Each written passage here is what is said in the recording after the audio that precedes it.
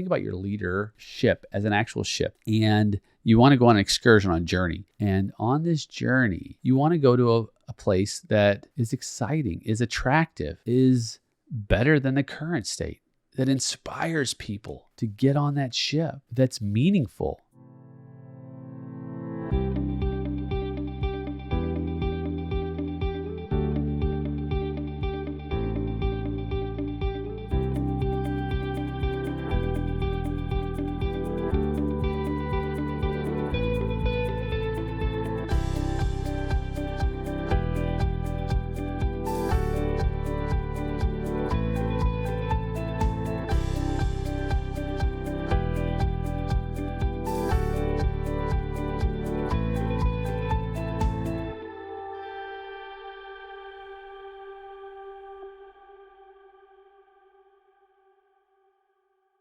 Hello, my friend, and welcome to this episode, a solo episode of A Call to Leadership. I'm so glad you're with me.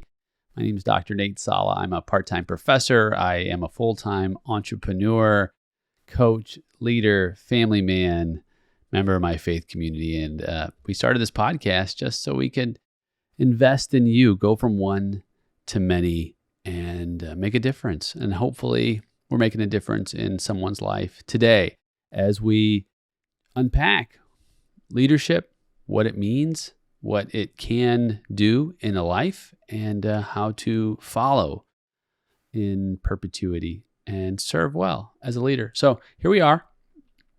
This episode is an episode that's just one-off. I wanted to share these epic fails in leadership. And I did a study recently, and it was just a quick message that I sent out is, what is the number one failure of leaders? And seeing on social media what kind of responses I got. And they were fairly consistent. There were some that were anomalies, but the majority of them focused on very specific areas of leadership. For example, here, I'm just going to read some of them. One was failure to empower others. So a failure to give others power to do their best possible work. So my philosophy is, and I learned this from one of our guests on the show, Rob Cujo Teschner, who is a retired fighter pilot. He says that his philosophy, military philosophy, is centralized command, decentralized execution. And so empowering others gives us an opportunity to decentralize execution, but you can't just empower others unless you first train them up to perform at their highest possible level. So empowerment starts with you as a leader preparing your people to be empowered. I love that one. Here's another one, lack of compassion. Lack of compassion, boy, that's a tough one, right? This is a lack of caring for the needs of your followers, right? So when someone is ill or someone has some kind of challenge or issue or a roadblock that they're facing, do you have compassion for them? Do you look at them and say, how can I understand and help you along your journey? I've not always had compassion. I've thought people should just suck it up. And maybe that's because that's how I grew up. And I learned later, wow, it's better to be a person of compassion, to see in some ways people need you. They need help. Sometimes the help is just a listening ear. Sometimes the help is clearing a roadblock. Sometimes the help, I have compassion. Sometimes the help is freeing their future in an employment environment. Sometimes it's falling on your own sword as a leader and recognizing that you made an error and bringing someone on the team and having enough compassion for them, not to string them along or to have too much, self-pity for making that decision, and have the difficult conversation, what we call crucial conversations. And that's having compassion for someone to be honest. And so that's an area of compassion. Of course, there's all different ways to have compassion, but that is a failure of leadership. And when we don't show care and compassion for others, then it just sends a signal that they're not important. Here's one. Clear communication. Wow. I mean, come on. The essence and the heart of leadership is communication. We must communicate effectively. We must communicate clearly because clarity is power. And so when we're talking about clear communication, what we're talking about is not causing confusion in our communication. And here's the thing about communication. It's not talking down to people. It's not belittling them. It is a means of exchange of ideas. So let's talk that through. It's a means of exchange. So it's not just communication isn't one way. It's two ways. And so communication is listening, speaking, understanding. Communication isn't just with our mouths. It's our body language. Have you ever met someone with body language that was communicating that they were standoffish, right? Have you ever seen anyone fold their arms and kind of push back a little bit? Not that that's always the case, but that's a closed perspective. Or when you're shaking someone's hand, you ever shake someone's hand and they turn their hand inward as if overpowering, right? Or slightly outward rather than just a straight handshake, or maybe the handshake was really firm, maybe overly firm, right? Those are methods of communication. So all of those are aspects of how we approach people and what their perception is of us. How about a smile? Is that communication? I try to smile when I meet someone. I try to give them eye contact and remember their name. This was just in a previous episode. We talked about the care that you have in remembering someone's name and repeating that name, communicating it back when you first meet someone. That shows that you've taken the effort to associate them, remember their name. So I've not always been good at this, but I started using what I just said, association, to try to remember people's names. So as soon as someone says their name, I'll associate it with someone that has the same name or some kind of an aspect of it. And it's actually worked really well. For example, when I used to work out at a specific gym, I met a guy who his name was associated with, he not that he looked like this person, but he reminded me of the mascot of Toys R Us. And Jeffrey, the mascot at Toys R Us. And so his name is Jeffrey. And he was just kind of jovial and he was lighthearted. And I thought, oh, you know what? So is Jeffrey at Toys R Us. And then when I saw him again, I remembered, oh, shoot, what is his name? Oh, let me think here. Toys R Us. That's right, Jeffrey. Hey, Jeffrey, good to see you again. Now, did I say that to him? I think I might have actually, now that I think about it. And silly as it is. But what does that mean? That means that I've actually taken the time to lock your name in, whatever method I've used to recall. It's simply a way to say, you matter. And that clear communication, the you matter communication creates a connection.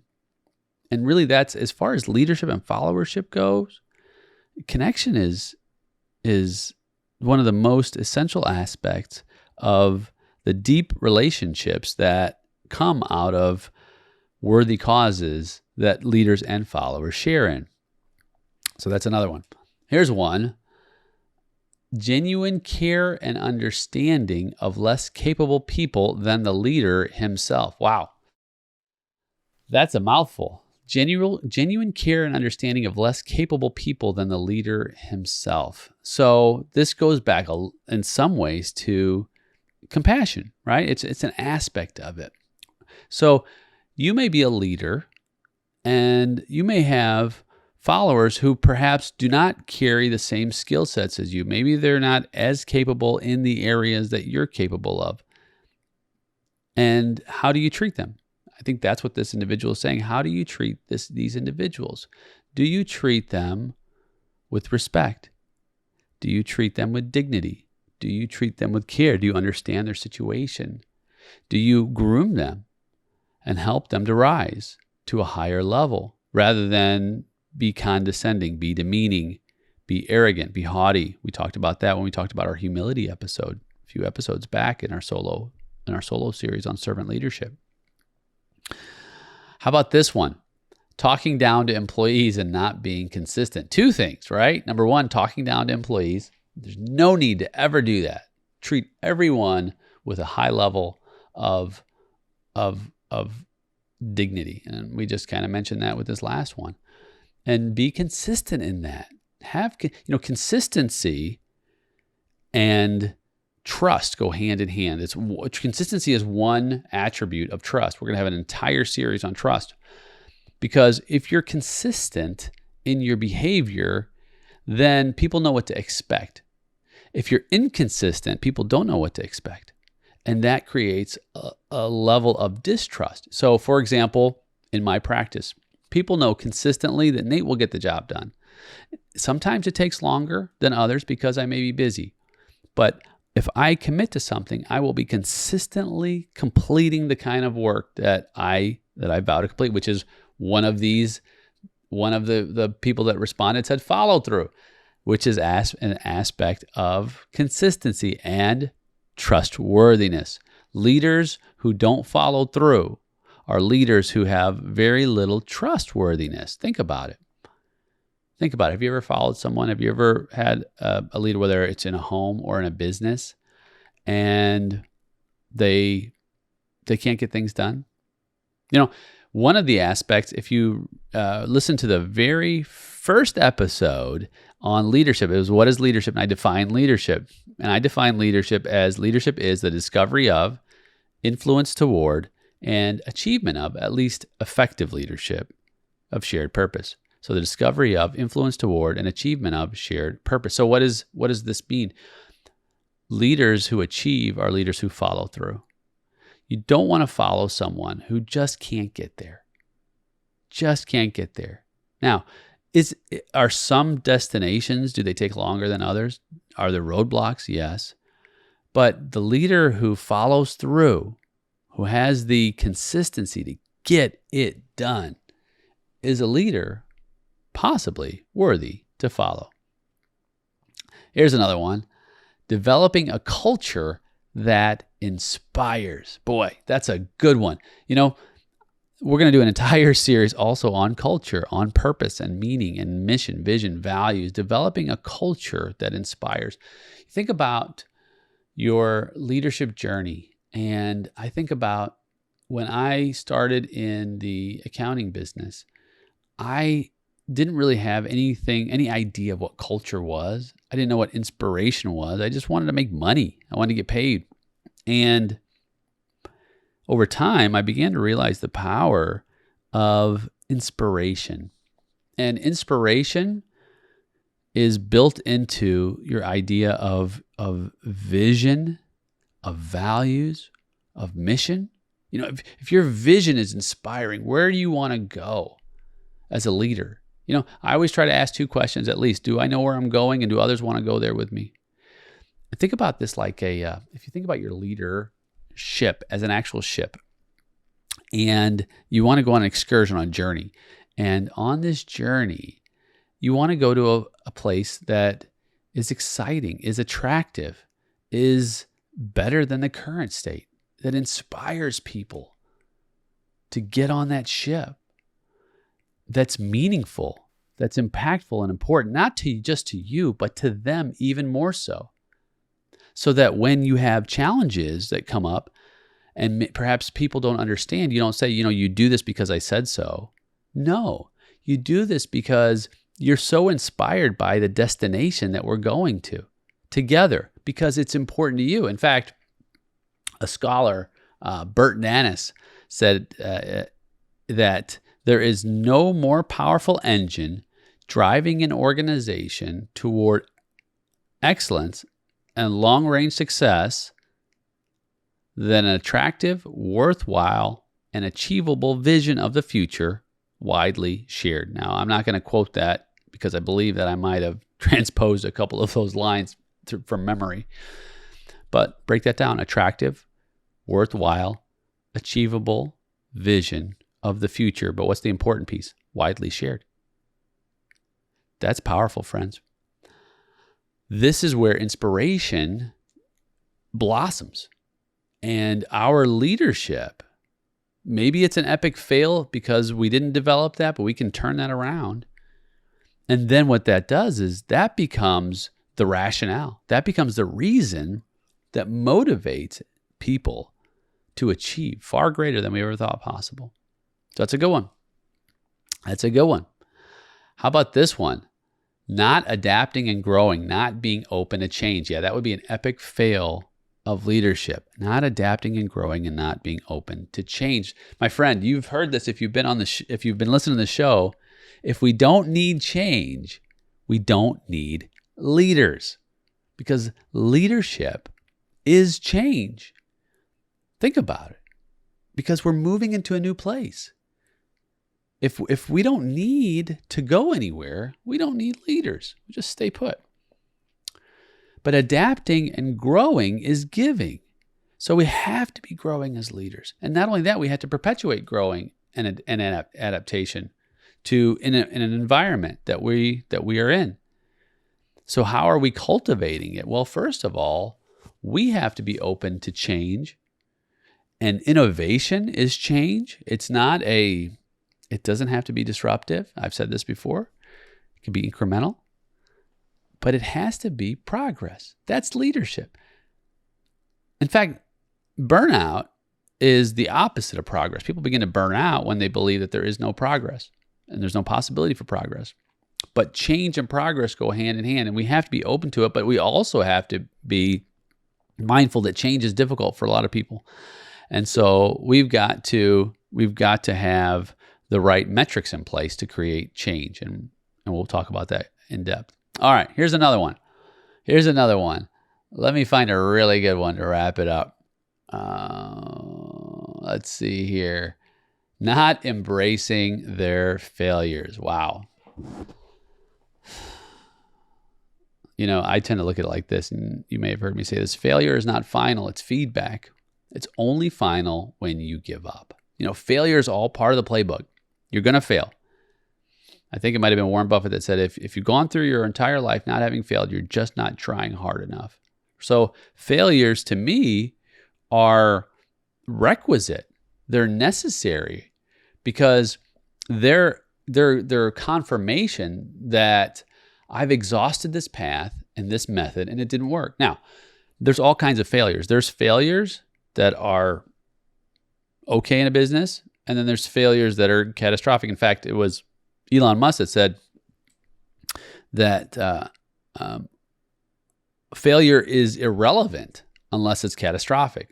I'll repeat that. Failure is irrelevant unless it's catastrophic. And I remember hearing him say that in an interview, and I had to simmer on that for a little bit. And I was like, and he was in relationship to innovation, because he has innovative companies. And I thought about it. I thought, he's right. He's right. Unless it's catastrophic. And what is catastrophic? I guess you have to define it. Catastrophic to me would be there's no possibility of rebounding. There's no possibility of coming back from it. But if there's a possibility from coming back from it, then it is irrelevant. Now you say, well, what if it takes you like 30 years to come back from a failure? I mean, you can make an argument that that would be too long. But in his case, with the type of innovation that he does and the world-changing innovation, he might consider that, no, even if it takes 30 years to come back, as long as I've made it back and I've excelled and I've pushed the human condition forward, then no, it is irrelevant. But it's so important to look at our failures not as finality. It's so important to look at our failures as feedback. In fact, there's companies who are able to capitalize on failures and actually turn them into a huge win. And I think that's remarkable and noble. So let's just do one more. How about it? This is a really good one. Not using your help to their full potential. In other words, those who work for you, those who are your followers, not allowing their full potential to be maximized. And friend,